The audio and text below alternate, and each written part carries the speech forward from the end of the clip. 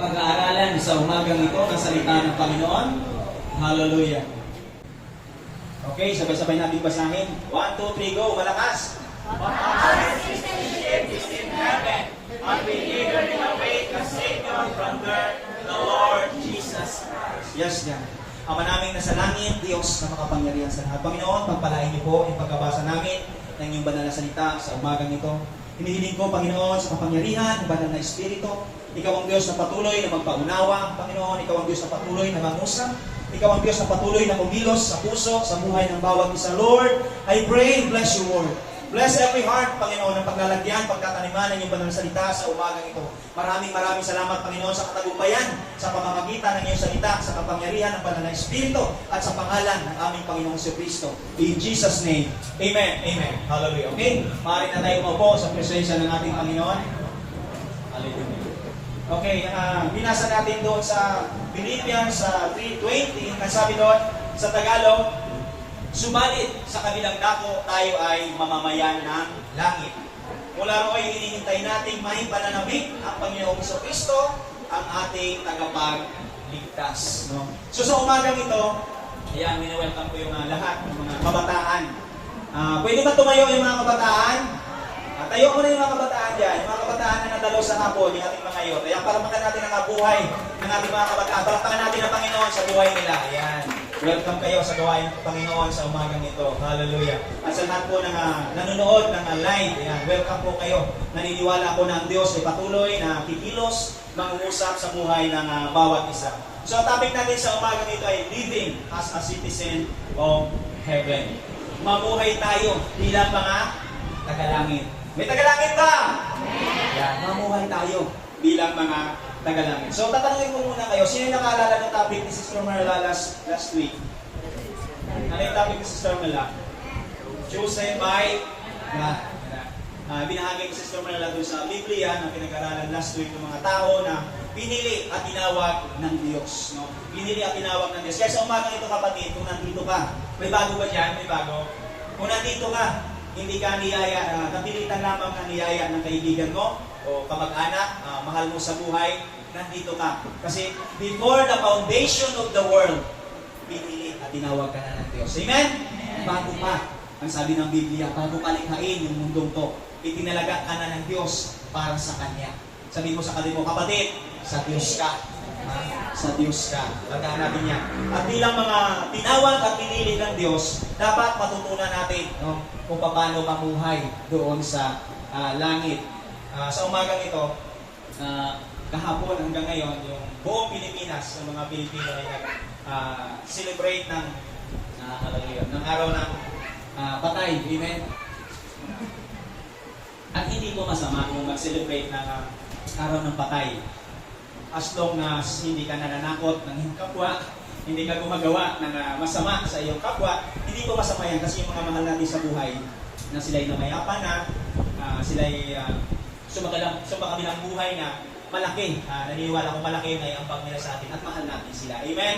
Hindi po masama. Basta hindi tayo nakaka-apak ng tawag doon, ng buhay ng ibang tao. Hallelujah. At ang binasa natin dyan, sabi dyan, subalit sa lahat sa atin, tayo sabi dito, subalit sa kabilang dako, tayo ay mamamayan ng langit at mula roon, hinihintay natin may pananabik ng Panginoong Kristo, ang ating tagapagligtas.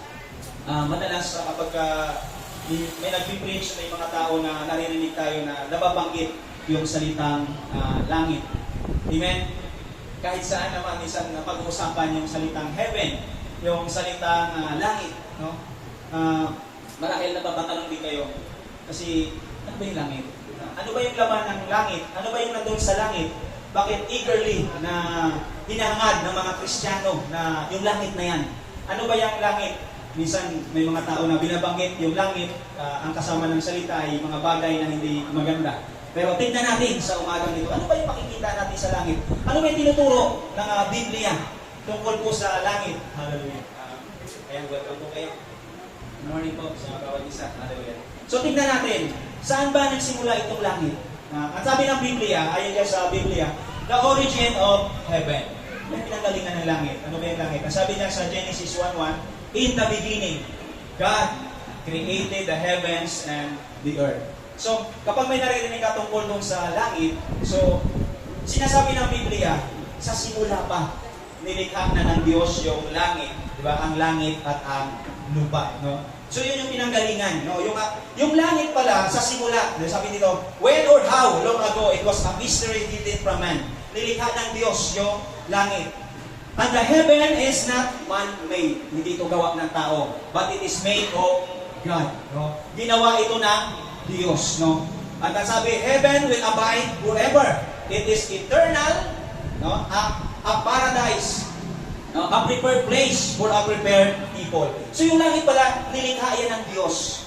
Para doon sa mga prepared people, di ba? Inihanda ng Diyos para sa mga prepared people, para doon sa langit. So tingnan natin, what is heaven? Ano ba yung heaven? Ano ba yung langit? Heaven is the home of... Mali yan. Heaven, ang sabi dyan, is the home of the Lord God. Yan. Yun ang heaven. No? Heaven is the home of the Lord God. Sabi sa Matthew 6:9, this then is how you should pray, Our Father in heaven, hallowed be thy name. So, sabi dyan ng Panginoong Hesus, ganito kayong panalangin. No? Our Father in heaven. So, kapag ikaw nagpipray, nananalangin ka sa doon sa Diyos na nasa langit. At ang sabi nga, yung heaven daw ay may tatlong bahagi, no? Ang heaven ay may tatlong parts. Ang una, sabi niya sa 2 Corinthians, ang sabi niya sa the first area where the birds fly. Yung unang heaven pala na nakikita natin, yun, yung natatanaw natin pag tumingala tayo sa langit, yung pala yung unang heaven. And then the second heaven is where the Sputniks go. Yan sabi. And the third heaven is the home or throne of the Lord God. So sa pangatong heaven na hindi natin kayang tanawin, di ba? Nandoon yung Diyos na makapangyarihan. Ang sabi nga sa 2 Corinthians chapter 12 verse 2, I know a man in Christ who 14 years ago was caught up in the third heaven. So, si Jesus pala ay dinala doon sa third heaven. Saan yung Father nandun? Whether it was the body or out of the body, I do not know, God knows. Yun ang sabi ng salita ng Panginoon ng sulat ni Apostol Paul. At ang sabi diyan, ano ba yung characteristic ng heaven? Silipin na natin konti kung ano yung langit kasi madalas naririnig natin yung langit. Ano ba yung langit? No? So ito yung sinasabi ng Biblia, yung mga ilang bagay. Ang sabi diyan, heaven is a high and holy place. Yung langit pala ay nandun sa mataas at ito'y banal na lugar. No? Banal na lugar. Ang sabi ng Isaiah 57:15, for this is what the high and exalted one says, He who lives forever, whose name is holy. I live in a high and holy place, but also with the one who contrite. And I only in spirit to revive the spirit of the lowly and to revive the heart of the contrite. Yun ang sabi. Yun ang characteristic ng heaven, ito ay high, mataas na lugar at banal na lugar. Ito yung sabi doon. At ang sabi niya sa Revelations 21:14, meron na nalagay. Ayan. Heaven is a perfect place. No? Ang langit pala ito ay perfectong lugar. No? Ang sabi diyan, He will wipe every tear from their eyes. There will be no more death. Walang kamatayan sa langit, or mourning, or crying, or pain. For the old order of things has passed away. So ito pala yung langit. Kung bubulay-bulayin natin, imagine natin, doon pala sa langit ay wala nang sabihan, wala nang pag-iyak, di ba? Wala nang kamatayan, di ba? Sabihan, at wala nang sakit. Ang lahat ng mga lumang bagay ay lumipas. At sabi sa Revelation 7:16, never again will they hunger, walang pagkagutom. Never again will they thirst, and the sun will not beat down on them, not any scorching heat. Walang init doon sa langit. At ang sabi dito, inhabitants of heaven. Sino ba yung nandun sa langit?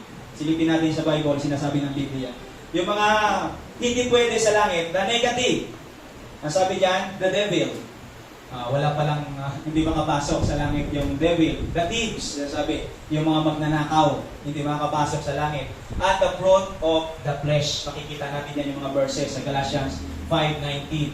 Hindi ko na po siya inilagay. Ayan. At ang positive, ang nasa langit na pwedeng makapunta o nandoon naninirahan sa langit, which is a holy and a high place, a perfect place. Ang sabi dyan, una, God the Father, ang ating Ama na nasa langit.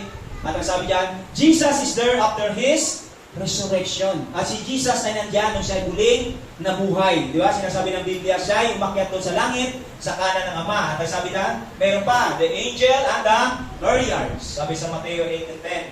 Ano sabi yan? Basahin niyo natin na sabay-sabay. All who have died trusting Jesus is there. No? Lahat ng mga tao na namatay, na nagtiwala, tumanggap kay Jesus bilang Lord and Savior ay nandiyan. Ang sabi ng Philippians 3:20, subalit sa kabilang dako, tayo rin mga mamamayan ng langit. Amen? May mga taga-langit ba? Yes, tayo ay mamamayan ng langit. At hinihintay natin may pananabik ang Panginoong Kristo, ang ating tagapagligtas. Kaya sa umagang ito, kapatid, kung hindi ka pa citizen of heaven, dapat hangarin natin. Amen? Hangarin natin na maging citizen of heaven ka. Sikapin mo na maging citizen of heaven ka. Alam mo ba kapatid, na nais ng Diyos, ikaw, ako, tayong lahat, gusto ng Diyos na tayo maging citizen of heaven. Diba? Gusto ng Diyos na tayo lahat ay maging mga taga-langit. No? Alam mo, may mga tao na gumagastos sila ng, sabihin natin, milyon. Diba? Gumagastos sila ng malaking pera, inuubos nila yung panahon, talagang nagsisikap sila para maging citizen sila ng Amerika, ng Canada, di ba? Ng mga bansa, Australia o Italia, mga magagandang bansa. Talagang sila po ay nagsasakripisyo para sila sa maging citizen, yung panahon, yung oras. Talagang nagsisikap sila na maging citizen sila ng mga bansa na gusto nilang tirhan kasi maganda yung lugar na yun. Mga kapatid, hindi po yan masama. Maganda po yan. Pero kung papaanong yung mga taong ikaw, ako, ay naghahangad ng matindi sa mga bagay na yan na maging citizen ka sa lugar na iyon, sa umagang ito, kapatid, mas hangarin mo na maging citizen ka ng langit. Amen? Mas hangarin natin na maging citizen tayo ng langit. Kaya sa umagang ito, sa mga nanonood, hangarin po natin na maging citizen tayo ng langit. Lahat po tayo, mga kapatid, dito ay tagalupa. Amen? Lahat tayo dito, tagalupa. At tayo ay, bilang tao, tayo ay, pag namatay, babalik tayo sa lupa. Di ba? Pero ang Diyos, nag-offer siya sa bawat isa sa atin. 2,000 years ago na nakakaraan, bumaba si Jesus dito sa lupa para alukin ka na maging citizen ang bawat isa sa atin ng langit. Kaya nga, sa umagang ito, pakahangarin natin na maging citizen tayo ng langit. Alam niyo kung bakit napakahalaga? Kapag ikaw naging citizen ng Amerika, ng Canada, o ng mga bansa na yan na magaganda, ng Italy, di ba? Magagandang mga bansa, o New Zealand, may mga gusto dyan na maging citizen. Alam niyo po, yung mga, kapag ikaw naging citizen doon, ano lang yan, matagal na siguro yung 90 years, o 70 years, 50 years na maging citizen ka doon. Baka yung iba nga, 10 years lang. Di ba? Matagal na yung mga ganong taon, di ba? O kung citizen ka ng Pilipinas, di ba? Ganon din naman. Kapag namatay ka, tapos na yung pagiging citizen natin. Tama? Tapos na siya. Kasi nawala na tayo. Pero, sabihin ko sa iyo, kapag naging citizen ka ng langit, kapatid, hindi lang yan 10 years. Amen? Hindi lang 20 years, hindi lang 50 years, hindi lang 100 years, kundi pang walang hanggan. Amen? Pang walang hanggan. Ang pagiging citizen ng langit ay forever po yan. Forever. So, ang tanong ngayon, Pastor, how to become a citizen of heaven? Paano ba maging citizen tayo ng langit? No? Paano ba tayo? Kailangan ba natin ng malaking pera? Kailangan ba natin ng ng backer? Di ba? Kailangan ba natin ng sikat na tao para tayo makuha na citizen sa langit? Kailangan ba kilala tayo para lamang tayo maging citizen ng langit? Ang sabi dyan sa John chapter 1:12, ang sabi dyan, yet, basahin nga natin sabay-sabay mga kapatid. 1, 2, 3, go. Yet, to all who did receive Him, to those who believe in His name, He gave the right to become a children of God. No? So, yan yung nangyari. Para maging citizen tayo, di ba, ng langit, kailangan receive. Kasi sino yan? Si Jesus. Tanggapin natin. At kapag tinanggap natin si Jesus bilang Lord and Savior, binigyan niya tayo ng karapatan na maging mga anak ng Diyos. At kapag anak ka ng Diyos, siyempre, nasa ng Ama? Nasa langit. Saan pupunta ang anak? Sa heaven. Amen? Hallelujah. Tayo lahat po'y tunay, no? Hindi tunay na mga anak ng Diyos noon, di ba? Hindi pa tayo tunay ng mga anak ng Diyos.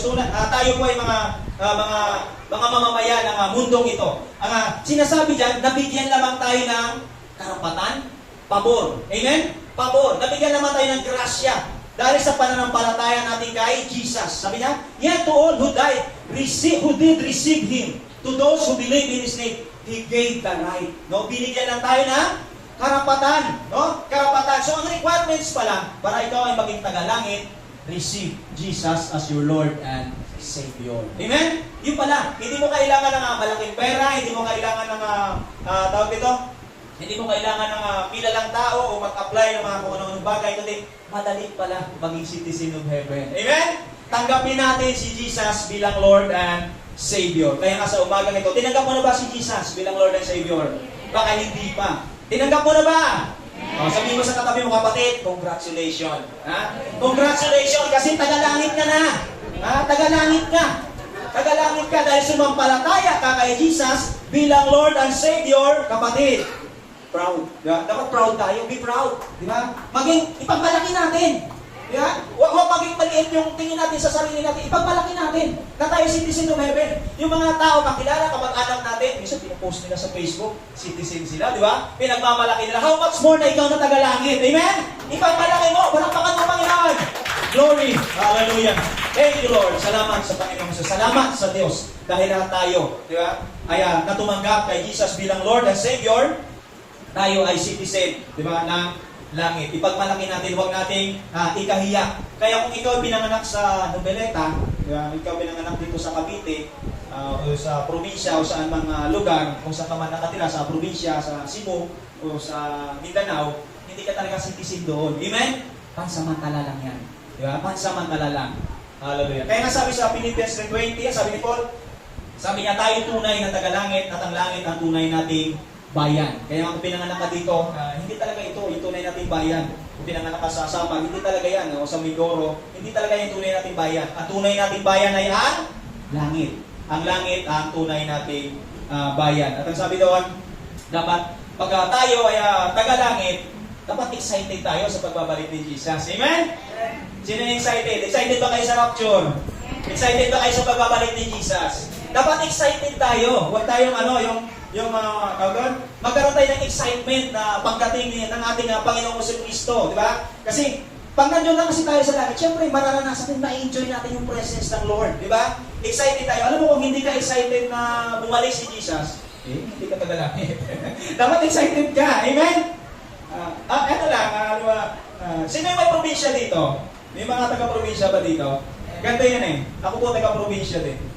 Kaya ko nasabi na excited kapag ikaw ay taga doon talaga.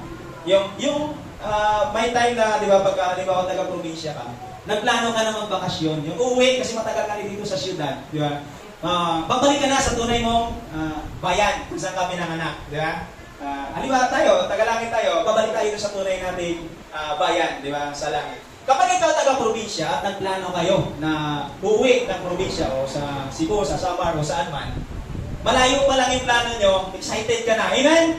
Excited ka. Nandun na yung excitement mo. Tapos pag nasa aeroplano ka na o nasa barko ka na, parang gusto mong liparin na. Gusto mong teleport na para makarating ka na doon sa lugar kung saan ka ipinanganak. Dapat ganun din tayo. Di ba? Dapat ganun din tayo. Doon natin makikita, mararamdaman, excited tayo na, yes, ang heaven, ang aking destinasyon. Di ba? Ang heaven, doon yung aking, di ba? Kasi masarap doon sa langit, walang hirap. Di ba? Sabi kanina doon sa binasa natin, doon sa langit lahat doon. Di ba? Walang sakit, walang problema, hindi ka mag-iisip na bayaran ng kuryente. Pero hindi ko sinabi ngayon na ha. Ngayon na kayo pumunta ng langit ha. Doon, masaya sa langit. At nakakasama natin, ma-enjoy natin. Di ba? Yung presensya ng ating Diyos doon sa heaven. At katotohanan. Si Pastor, tinuturo, siyempre ang langit, gusto natin maranasan. Kasi taga doon tayo. At katotohanan, itong mundong ito, iiwan natin. Amen? Iiwan natin itong mundong ito. Di ba? At tayo, di ba? Tayo ay pupunta doon sa langit sa tunay nating bayan. At mapalad ka, kapatid. Mapalad ka, sabi kasi ng Biblia, sabi niya sa Lucas chapter 10 verse 2, however, do not rejoice that the Spirit submit to you, but rejoice that your name are written in heaven. Kaya mapalad ka, magsaya ka dapat.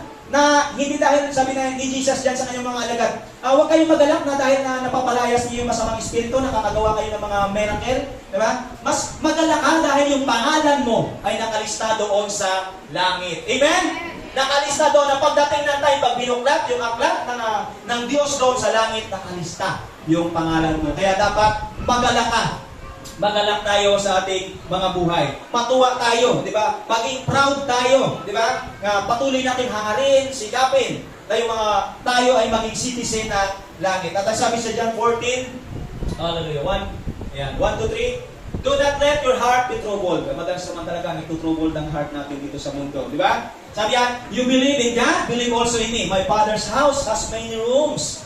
If that were not so, would I have told you that I'm going there to prepare a place for you? And if I go and prepare a place for you, I will come back and take you to be with me, that you also may be where I am. Yun ang sabi ng Panginoong Jesucristo. Kaya makikita natin dyan si Jesus, ipinaghanda na tayo. Pagdating ng time, right time, mayroon na tayo matitirhan doon sa langit. At habang nandito tayo sa lupa, hindi maiwasan. Kailangan natin magtiis ng mga pagsubok, ng mga bagay na napagdadaanan ng lahat ng tao. Kaya nga minsan tatanong ka, Kristiyano na ako, bakit dumadaan pa rin ako ng pagsubok? Kasama yan. Amen? Kasama yan. Hindi tayo exempted. Pero tandaan natin, temporary lamang yung mga bagay na yan. Amen? Temporary lamang. At ang mga bagay na yan, mga kapatid, na pinagdadaanan mo na problema, tandaan natin, dinadaanan mo lang yan. Ha? Kapag ikaw nasa pagsubok sa umagang ito, yung pagsubok na yan, dinadaanan mo lang yan. Ang importante doon, huwag mong titigilan. Amen? Huwag mong titirahan. Daanan mo lang. Huwag kang titira doon sa pagsubok. Huwag kang titira doon sa problema. Di ba? Daanan mo lang. Kasi kapag nadaanan mo na yan, papuntang langit tayo mga matagumpay na sa ating Panginoong Jesucristo. Halino mga kapatid, dito habang tayo na sa mundo, minsan naiisip natin na tumalikod, minsan may mga times na naiisip natin na umayaw na sa pagsiserve sa Panginoon dahil sa mga pagsubok, sa mga problema na ating pinagdadaanan. Ang lahat ng tao, mga kapatid, dumadaan ng pagsubok. At ang bawat isa ay binibigyan ng Diyos ng free will. Lahat tayo binigyan ng Diyos ng free will na mamili. Kaya pwede tayong mamili. Pwede tayong mamili, suffer now or enjoy later. Paano ba yan? Kapag tayo ngayon ay nagtitiis dahil sa pagsunod sa ating Panginoong si Kristo, umiiwas tayo dun sa masasama, ginagawa natin ang kalooban ng Lord pagdating ng time, di ba? Patuloy tayo nagpapakabanal, di ba? Pagdating ng time, heaven ang iyong destiny, yung iyong destinasyon. Pero kapag ikaw ay enjoy now, kapag pinili natin doon sa ating free will ay magsaya, gumawa ng mga bagay na nataliwas sa kalooban ng Diyos, gumawa ng mga bagay na hindi maganda na ating ikapapahamak, ang mangyayari sa atin, suffer later. Amen? Naintindihan ba natin? Suffer later. Pagdating ng time, tayo ay mapupunta doon sa dagat-dagatang apoy. At bilang mga tagalupa, pagdating ng time mga kapatid, tayo nakadesenyo, no? Nakadesenyo doon sa langit. Kaya habang nandito tayo, habang tayo nabubuhay sa mundong ito, ang dapat natin gawin, we must practice. Practice how to live in heaven.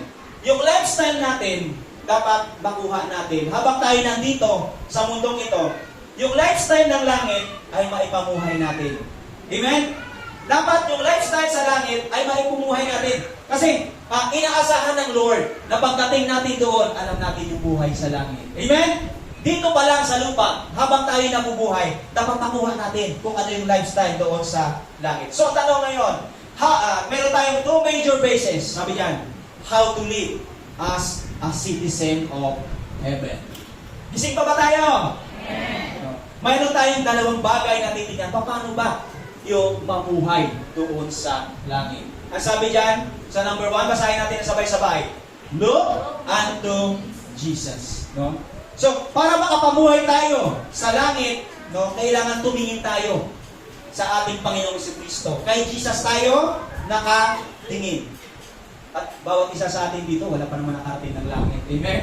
Hindi natin alam, di ba? Hindi natin, kumbaga, wala tayong idea kung paano ba mamuhay doon sa langit, di ba? Bagamat kung nagbabasa tayo ng Bible, maraming nakasulat sa Biblia kung paano yung buhay doon sa langit. Pero kapos pa rin doon sa, hindi natin masyadong makuha kasi dahil sa kapos ng kaisipan ng tao. Kumbaga, mahirap siya maunawaan. Kumbaga, wala tayong idea kung paano ba talaga yung tunay na pamumuhay doon sa lupa kasi tayo ay namumuhay dito sa langit. Kaya napakahalaga na kilala natin ang ating Panginoong Jesucristo, sa Kanya tayo nakatingin dahil si Jesus ay taga-langit.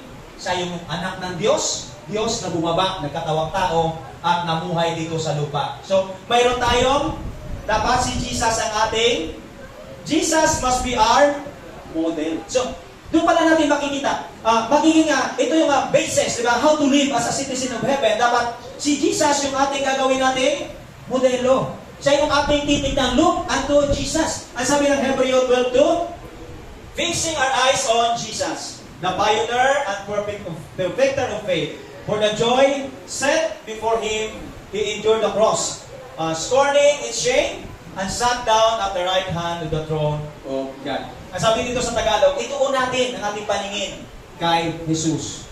So, makakapamuhay tayo dito sa lupa na parang tagalangit once na itinuon natin ang ating mga mata, ang ating paningin kay Hesus Kristo. Sabi dito, sa Kanya nakasalalay ang ating pananampalataya mula sa simula hanggang katapusan. Dahil sa kagalangan na hinihintay sa Kanya, hindi Niya inalintana ang kahihiyan ng pagkamatay sa krus at siya ngayon nakaupo sa kanan ng Diyos. So kung gusto mo na malaman kung paano mamuhay as a citizen of heaven, we must look Jesus as our model. Amen? We must look Jesus as our model. Hindi dapat tayo nakatingin dun sa celebrities. Minsan yun yung model natin, sila yung tinitignan natin. Yung mga tao na sikat, di ba?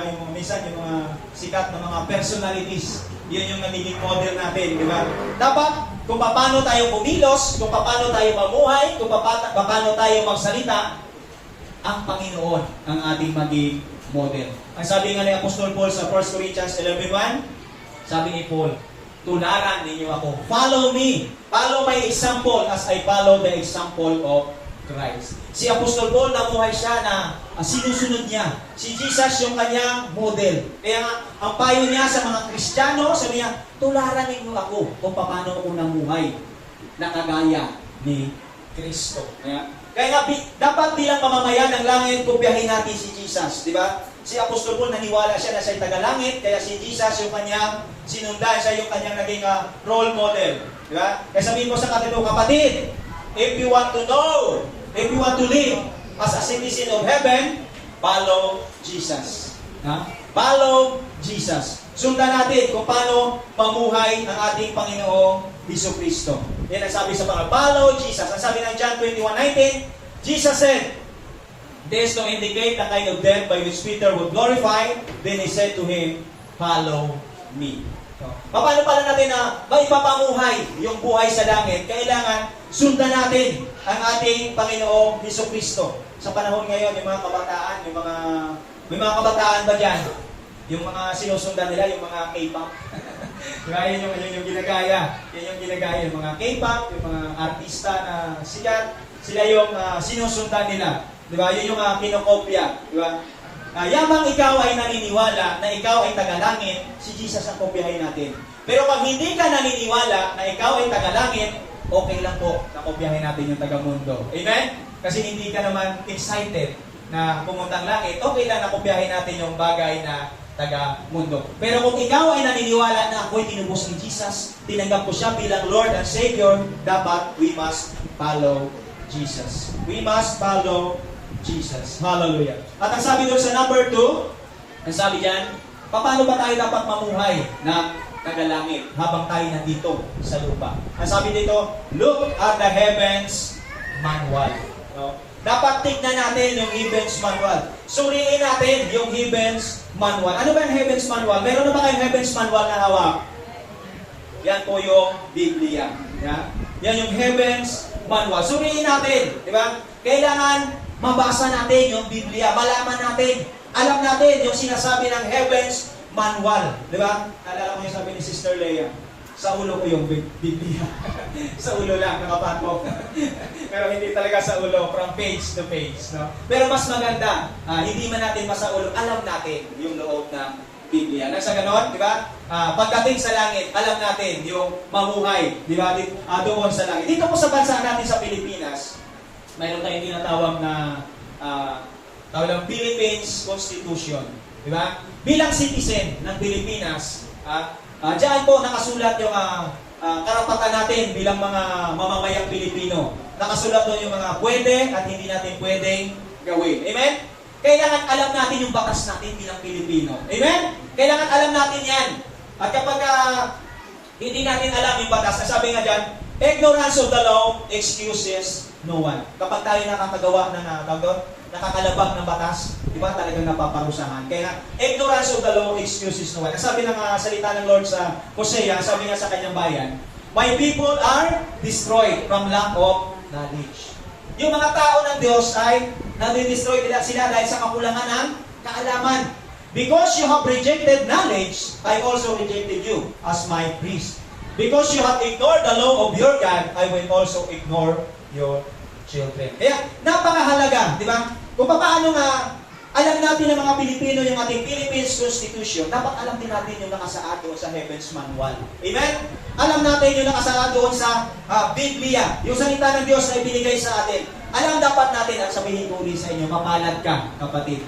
Kasi yung Biblia open sa atin. Amen? Kasi may mga kasimbahanan, may mga grupo, bawal ang Biblia. Bawal sila magbasa ng Biblia. Kasi doon sabi sa amin, pag nagbasa ka ng Biblia, masisira ang ulo mo. Sabi sa amin. Pero katotohanan, pag nagbasa ka ng Biblia, tandaan niyo mga kapatid, yung sira ang ulo titino. Amen? Kapag nagbasa ka ng Biblia, di ba? Yung sira yung ulo titino. Yun yung katotohanan. Ayun ba, inaano lang tayo ni Satanas. Dinidisip tayo, inililigaw tayo. Nang sa ganon, hindi natin malaman na ikaw na taga-langit ay maligaw para pagdating mo sa langit, maligaw ka bilang citizen of heaven. Kaya napakahalaga, di ba? Ignorance of the law excuses no one. Kaya palagi dapat nakatingin tayo doon sa Heaven's Manual, di ba? Kailangan alam natin. At tanong nga, bakit parang yung mga Kristiyano yung napapahamak? Minsan kahit mga lingkod na ng Diyos, mga leader na, nawawala sila sa pagsiserve sa Panginoon. Bakit sila napapahamak? Bakit sila nalilipol? Ang sabi nga, my people are destroyed from lack of knowledge. Di ba? Dahil sa kakulangan ng karunungan. Dahil sa kakulangan ng salita ng Diyos. At kapag tayo ay lumabag, di ba? Lumabag doon sa Heaven's Manual, maaaring ikaw ay ma-disqualified sa langit. Amen? Ang una, dapat paano natin malaman, paano pag-aralan natin, nakatingin tayo. The Bible, pakikita natin sa Heaven's Manual. Ang sabi yan, the Bible tells us how to take as a citizen of heaven. Yung Biblia mismo, yung Heaven's Manual mismo, di ba? Tinuruan tayo kung paano dapat tayo mag-isip, no? Sa isipan natin. Paano ba tayo mag-isip ng tagalangit? Ang sabi ng Colossians chapter 3 verse 2, set your minds on things above, not on earthly things. No? Yan ang sabi ng Biblia. Yan ang sabi ng salita ng Diyos. Sabi sa, ang mga bagay na panglangit ang isa-isip ninyo, hindi ang mga bagay na panglupa. No? Ito yung mga bagay na panlangit, ito yung dapat natin isa-isip. Kung ikaw ay tagalangit, dapat na nasa isip mo palagi yung mga bagay na panglangit. Di ba? Ang mga isipan natin, ituon natin sa mga bagay na panlangit. Kasi, tandaan natin, yung bagay na panlupa, temporary lang yan. Lilipas siya ang mga bagay na panlupa. Kaya pagkukulan natin ng panahon, yung mga bagay na panlangit, yun ang palagi natin isa-isip. Kasi ikaw ay citizen of heaven. At ang sabi ng 1 Corinthians 15, 19 hanggang 20, ang sabi niyan, if only for this life we have hope in Christ, where all people must be pitied. But Christ has indeed been raised from the dead, the first fruits of those who have fallen asleep. Kaya nga ko nagdanasa ka, di ba? Nagdanasa ka na maging tagalangit, yun yung isa-isip natin. Kasi si Kristo na tagalangit ay nandun sa langit para tayo ay makapunta doon sa langit. Kaya kung iniisip mo ang mga bagay na sa mundo, yung posisyon, yung mga bagay na kasikatan o pansarili lang, kapatid, wala tayong buwang doon sa langit, baka ma-disqualify tayo. Pero sabihin ko sa inyo, hindi po masama. No? Ang Lord nais i-bless ka. Sabihin mo sa katabi mo, kapatid, nais ng Lord na i-bless ka. Nais ng Lord habang nandito tayo, pagpalain tayo ng Panginoon.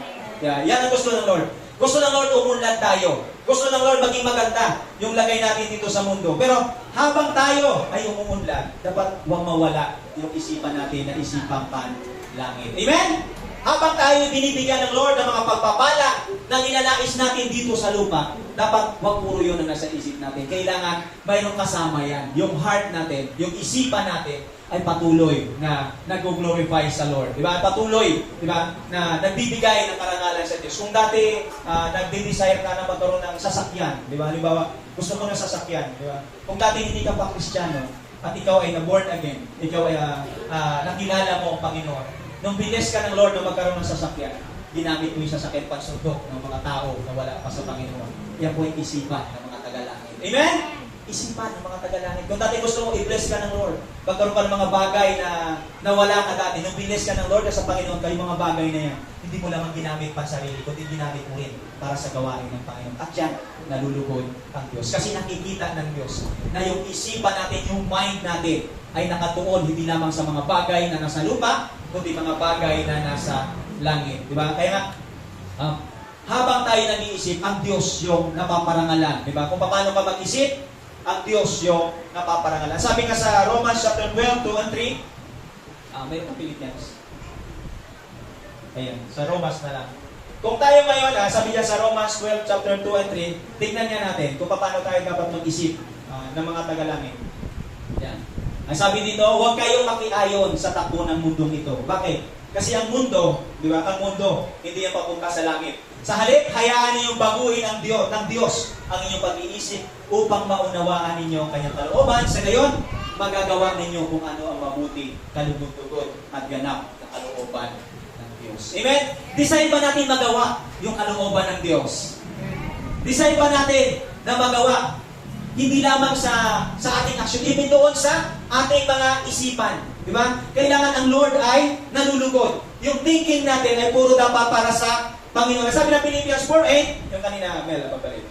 Ang sabi dyan, finally, brothers and sisters, whatever is true, whatever is noble, whatever is right, whatever is pure, whatever is lovely, whatever is admirable, if anything is excellence or praiseworthy, think about such things. Sabi dyan, bilang pagtatapos mga kapatid, lagi ninyong isang-isip ang mga bagay na karapat-dapat at kapuri-puri. Mga bagay na totoo, marangal, matuwid, malinis, kaibig-ibig at kagalang-galang. Amen? Ito yung nais ng Lord. Ito yung nais ng Lord na ipamuhay natin. Kasi ito yung mga tinatanggap doon sa heaven. Tatanungin ko ngayon, ano nasa isip mo ngayon? Yeah? Ano nasa isipan mo? Ang nasa isip mo ba yung mga bagay na mga langit o yung mga bagay na nasa mundo? Dapat yung mga bagay na nasa langit. Kaya bilang taga-langit, mag-isip tayo ng mga bagay na nakakalugod sa Diyos. Ang sabi nga dyan, think big, do great things. Kailangan mag-isip tayo ng malaking bagay at gumawa ng great things. Diba? Kailangan think big. Diba? Kailangan mag-isip tayo ng malaki para sa Panginoon at gawin natin yung bagay na nakakalugod sa Diyos. Basahin na natin. Sabay-sabay. Simula ngayon, I will think big and do great things for the Lord. Amen? Kailangan ganun. Ganun yung mga nasa isip ng mga tagalangit. Ganun yung dapat isa-isip ng mga tagalangit. At sabi diyan, the Bible tells us how to speak as a citizen of heaven. No? So, ganito pala tayo mamuhay. Sabi ng Heaven's Manual, sabi ng Biblia, tinuturuan din tayo habang tayo nandito sa lupa, diba? Bilang mga tagalangit na nakadistino pagdating ng time papunta sa lupa, ang Biblia, ang Heaven's Manual, ay tinuturuan tayo kung paano tayo magsalita na mga taga-langit. Amen? Kung paano tayo magbitaw ng salita bilang mga taga-langit. Diba? Tinuturuan tayo ng Biblia. Diba? Kailangan palagi tayo nagdi-declare. Diba? Sabi dyan, Proverbs 18:20 hanggang 21, from the fruit of their mouth, a person's stomach is filled. Diba? With the harvest of their lips, they are satisfied. The tongue has the power of life and death, and those who love it will eat its fruit. So, ang sabi ng Proverbs 18:20-21. Ano man sabihin ng tao ay kanyang pananagutan. Ayon sa kanyang salita, siya ay gagantimpalaan. Ang buhay at kamatayan ay sa dila ng kasalalay. Makikinabang ang bunga nito. Diba? Ng bunga nito, ang dito ay nagmamahal. So, tinuturuan tayo ng salita ng Diyos ng Heaven's Manual kung paano magsalita na maging mga tagalangit. Tandaan natin mga kapatid, ikaw, ang bawat isa sa atin na tumanggap kay Jesus bilang Lord and Savior, ang bibig natin ay meron yan kapangyarihan. Amen? Meron yan kapangyarihan. Kung ano yung lumalabas sa bibig mo, kung ano yung lumalabas sa dila mo, yan ay nangyayari. Yan ay nangyayari. Kaya kapag ikaw nag-declare, may mga magulang ba dito? Yung mga magulang, una at higit sa lahat, tayo ay magdeklara ng mga bagay na may buhay sa ating mga anak. Kasi minsan may mga magulang naririnig ako, ay, anak ko na yun, masama. Ay, yung anak ko na yun, matigas na puno. Ang sabi ng Biblia, may kapangyarihan ang ating labi. Kaya kapag ikaw nagdeklara sa anak mo ng ganung bagay, mangyayari ko yun. Kaya bilang mga magulang, mag-iingat tayo. Dapat nagdideklara tayo, ay, mabait yung anak mo, magalang yan, masunurin yan. Amen? Yung mga taga-JCSF, mga mapagmahal yan. Amen? Yung mga taga-JCSF, magagalang yan. May takot sa Diyos yan. Amen? Dapat ganon yung ating declaration. Kasi yun ang buhay na kung saan ay tinatanggap doon sa langit. Ang sabi, paano ka magsalita, di ba? Kung paano ka mamuhay dito sa lupa, kung ano yung sinasabi ng iyong labi, di ba? Itinuturo ng Biblia. Habang nandito tayo sa lupa, dapat matutunan natin yung, di ba? Magsalita, di ba? Na bilang mga tagalangit. Kaya nga dapat pag tayo nagdideclare, huwag tayo magdeklara ng ang hirap ng buhay.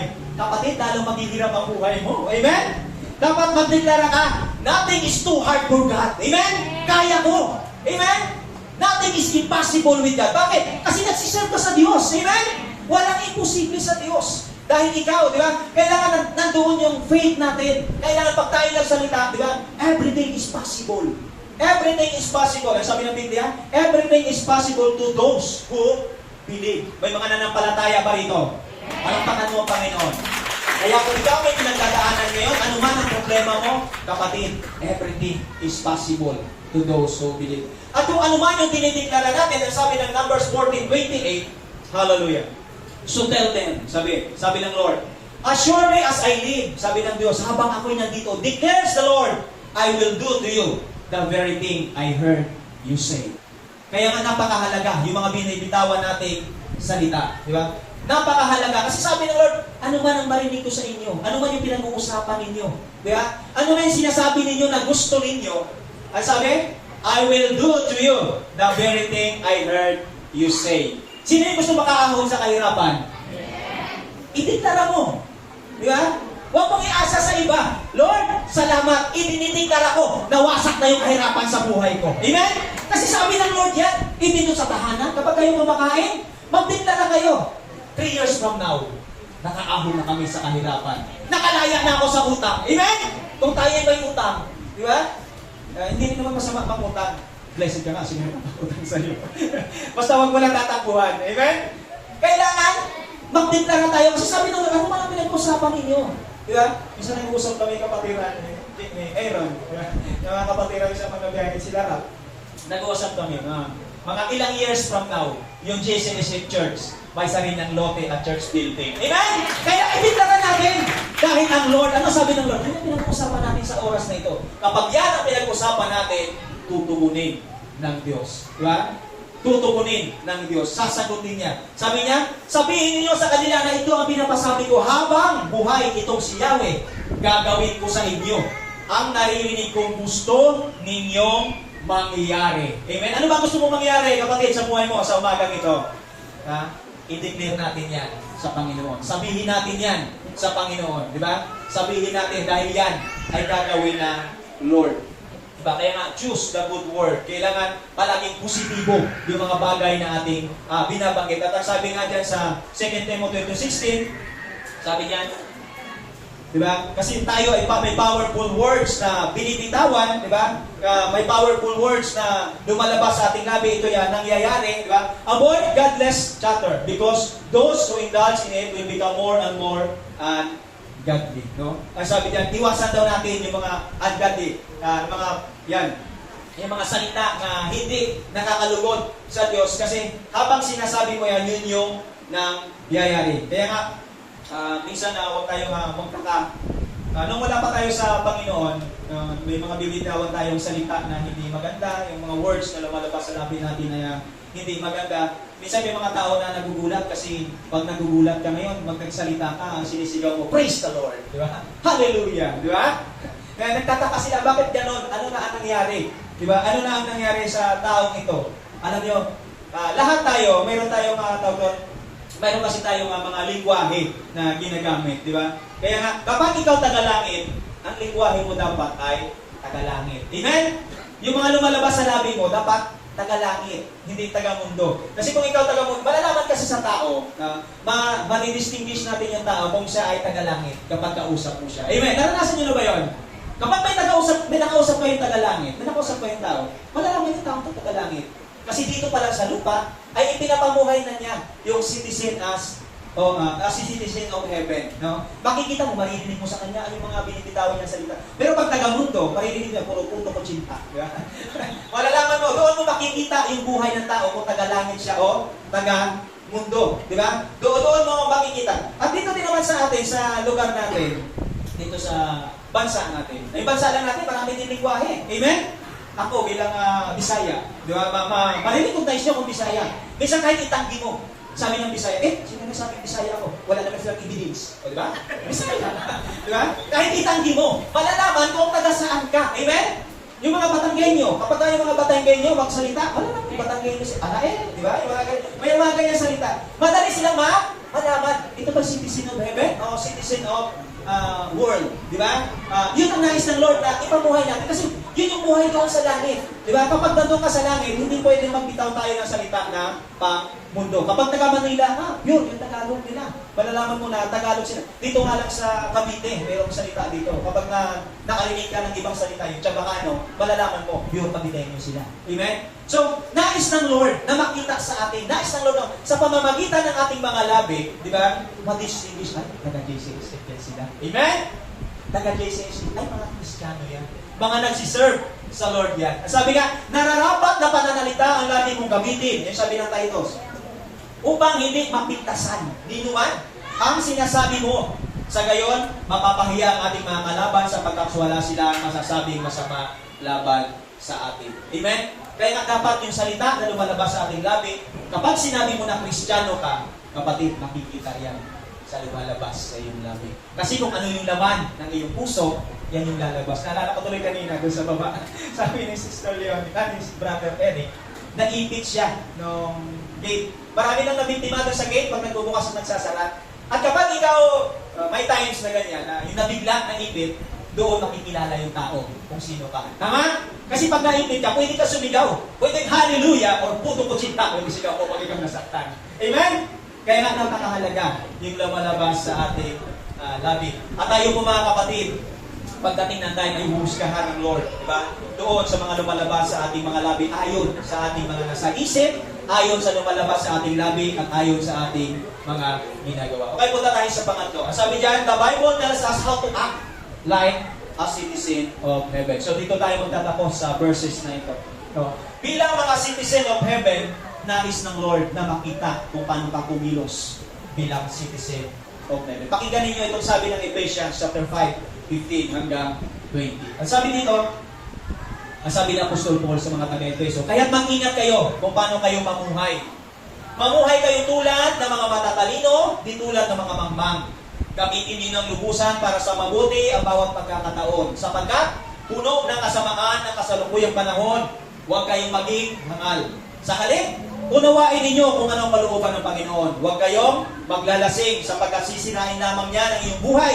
Sa halip ay dapat kayong mapuspos ng Espiritu. Sa inyong pag-uusap, gumamit kayo ng mga salmo, mga himno, mga awiting espiritual. Buong puso kayong umawit at magpuri sa Panginoon. Sabi dito, lagi kayong magpasalamat sa Diyos, sa ating Ama, dahil sa lahat ng bagay, sa kanyang pangalan, sa pangalan ng ating Panginoong Jesucristo. So itinuturo sa atin ng Heaven's Manual ng Biblia kung paano tayo mamuhay doon sa langit. Samantalahin natin yung pagkakataon. Kaya bilang mga taga-langit, bilang mga mamamayan ng langit, habang nandito tayo sa lupa, ang nais ng Lord sa umagang ito, magliwanag ang buhay ng bawat isa sa atin. Amen? Makita ng mundo. Maipumuhay natin sa pamamagitan ng ating isip, sa pamamagitan ng ating salita, at sa pamamagitan ng ating mga gawa na ikaw ay mga tunay na tagalangit. May mga tagalangit ba dito? Palakpakan natin ang Panginoon. Hallelujah. Okay, tumayo tayo. Hallelujah. Oh, hallelujah.